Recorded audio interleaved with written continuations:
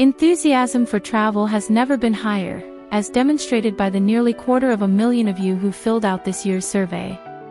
And this year's list is a testament to the staying power of perennial favorites, through thick and thin, perennial favorites like Japan and Italy. Last year's winner, Portugal, once again tops the list, and then there are relative newcomers like Botswana and Sweden.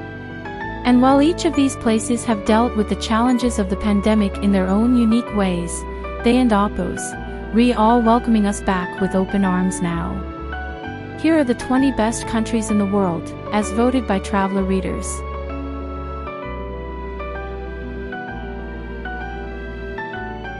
Tourism is big business in these parts, so the pandemic understandably proved devastating. 500,000 industry jobs were cut in South Africa during the first year, and plenty of businesses were forced to shutter.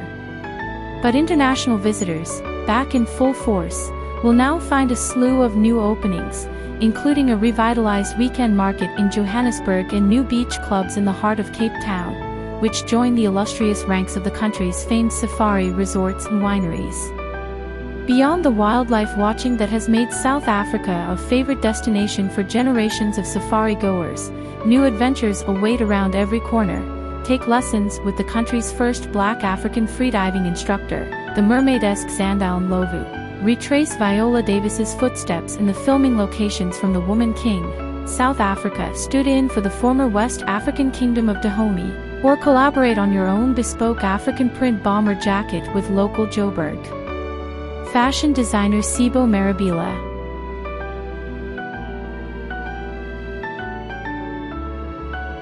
Istanbul has always sat at the crossroads of the world, where the thin ribbon of the Bosphorus divides Asia from Europe and East from West.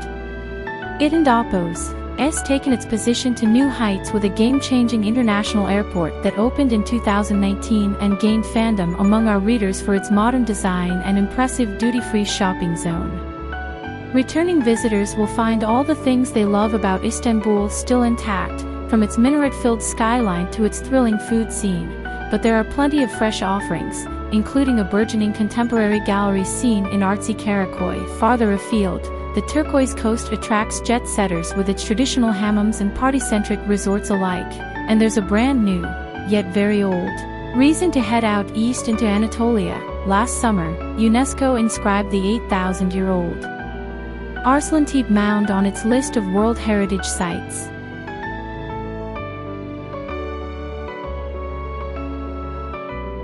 Israel is a country steeped in millennia of history, and when the country reopened to all visitors this spring, even more of that history was on display than ever before.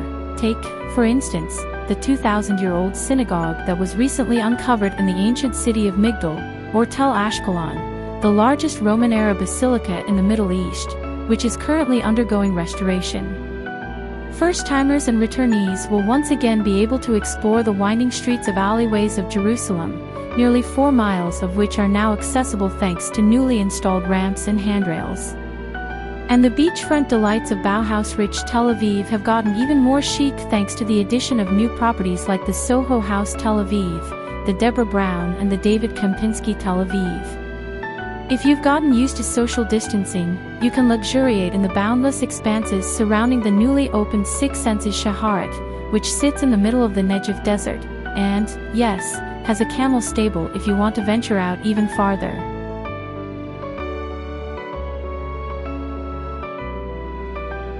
This South Asian nation packs a wallop into a teardrop-shaped island that's only slightly larger than the state of West Virginia.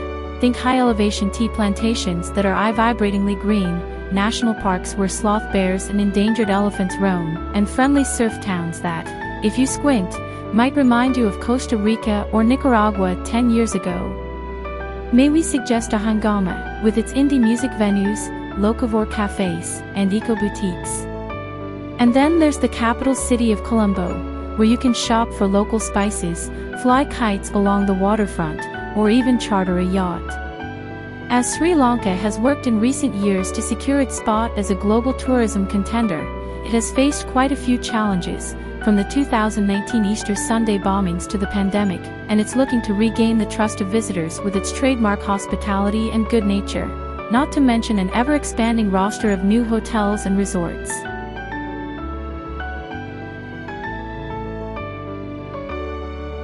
With its cutting-edge galleries and effortlessly chic citizens, Stockholm will never go out of style, and it's constantly welcoming newcomers who are happy to help in the mission of pushing the envelope.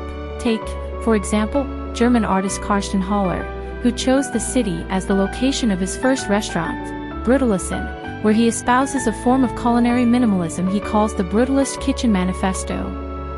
But that energy is pushing well beyond the borders of the capital city and its surrounding archipelago.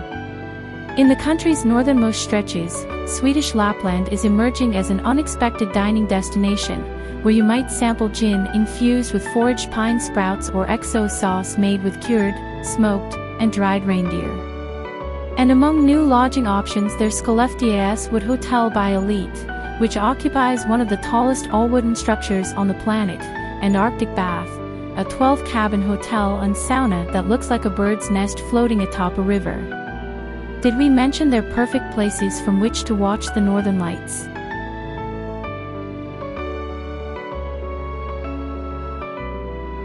For travelers from the West, Morocco has always been a gateway, not only to the African continent but to the Arab world as a whole. The Musée Yves Saint Laurent Marrakech has become a pilgrimage site for fashionistas, and the city now ranks among the most important contemporary art hubs in Africa, thanks to buzzy new institutions like the Museum of Contemporary African Art Al Maden and the experimental Comptoir de Mines.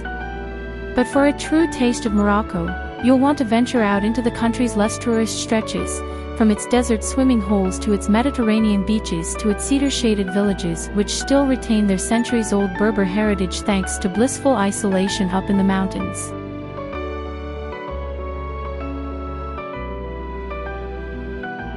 New direct flights from the US, massive word-of-mouth appeal, and a little HBO show about dragons have quickly catapulted this Balkan beauty to superstar status, and it has raised fears that places like Dubrovnik could go the way of tourist-clogged Venice. While the jewel of the Dalmatian coast is undoubtedly a must-see, there's so much more to explore, from the emerging gastronomic hub of Istria in the north to sun-drenched Var in the south. Or, if you want to see the country from a totally different angle, you can charter a schooner to sail the quiet Cornatis, the densest archipelago in the Mediterranean with 147 islands of limestone karst, fragrant wild herbs, and cozy taverns where you just might be the only tourist. Now, thanks to a brand new bridge, one of the largest European Union-funded construction projects in history, that cuts out a strip of Bosnian coastline that required inconvenient border crossings, the Dalmatian coast is ripe for lazy road trips, with an itinerary that connects oyster farms, wineries, and high-design eco-retreats.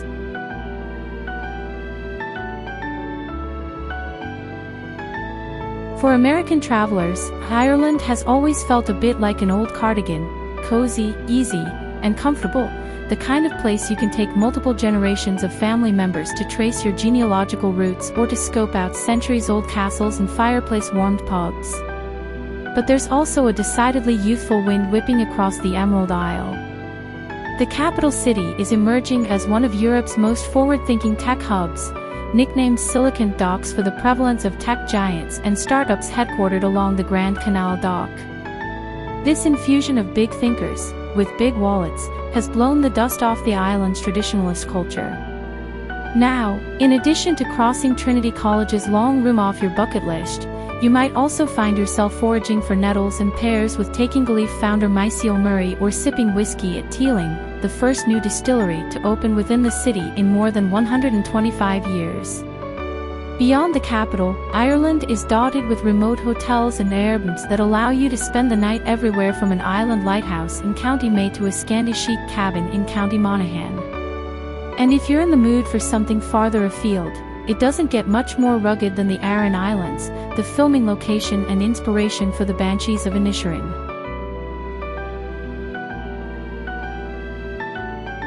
Just how eternally popular is Amsterdam?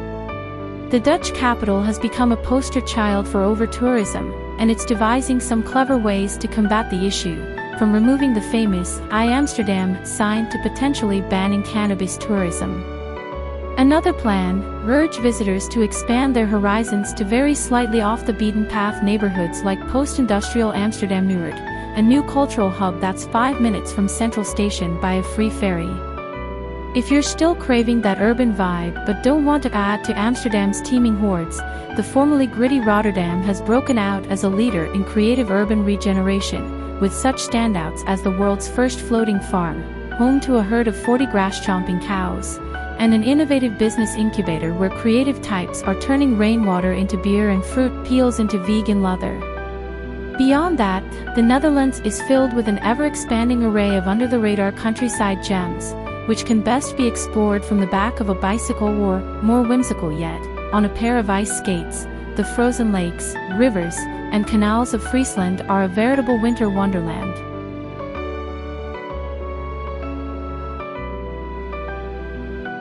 When the world's 50 best bars list was announced earlier this year, the top spot went to a Barcelona speakeasy called Paradiso, which is hidden inside a deli in the trendy El Born district.